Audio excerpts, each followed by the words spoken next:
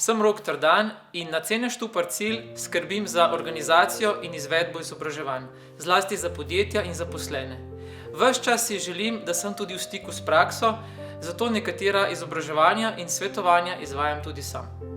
Kako torej pripravimo izobraževanje, da ga naši sodelavci z veseljem prenesejo v prakso že naslednji dan? Danes imamo na voljo samo par klikov stran neverjetno količino znanja. Znanje torej še nikoli ni bilo tako dostopno. Po drugi strani pa številne raziskave kažejo, da se po končanem izobraževanju ogromno znanja nekam izgubi oziroma ni pravega prenosa v prakso. Kako torej iz gore znanja, ki nam je na voljo, izluščimo tisto, kar je res pomembno? A se še spomnite vaših šolskih časov?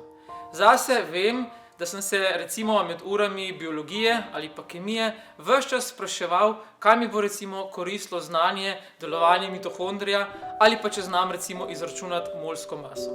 Natrijevega klorida recimo. Povsem drugače je bilo recimo pri matematiki ali pa pri statistiki. Številke recimo so me že od zmeraj zanimale.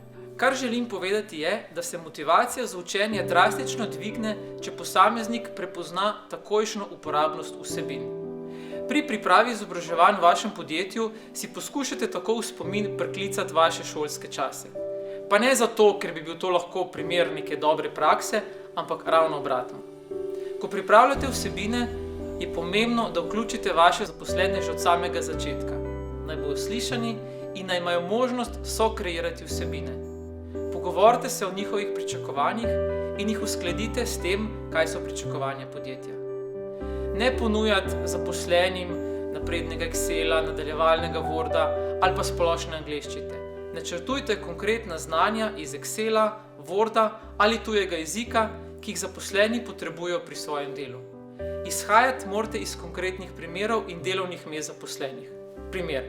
Recimo računovodkinja potrebuje drugačna znanja Excela kot recimo tajnica.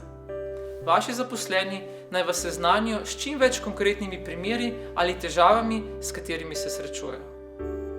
Bodite potrpežljivi. Večina odraslih ima samo šolsko izkušnjo izobraževanja, zato rabimo nekaj časa, da prepoznamo smiselnost določenega izobraževanja in njegovo uporabnost. Ko se to zgodi, začnejo običajno primeri iz prakse s strani udeležencev kar deževati. Sproti preverjajte odzive udeležencev in spremenite smer, če bi bilo recimo to potrebno. Bodite fleksibilni, zasledujte potrebe in mogoče ne toliko samih ciljev. In na koncu evalvacija. Evalvacija seveda mora biti po vsakem izobraževanju, po vsakem programu. Evalvacija naj ne meri zgolj samih ciljev izobraževanja, ampak naj tudi ugotavlja, v kakšni meri je določen program zadovoljil pričakovanja, ki ste si jih zadali na začetku. Tako se recimo sam lotim priprave izobraževanj, bodisi za svoje sodelavce, bodisi za podjetja, s katerimi sodelujem. Če se sam držim teh napotkov, opažam, da na ta način pride do precej boljšega prenosa znanj v samo prakso.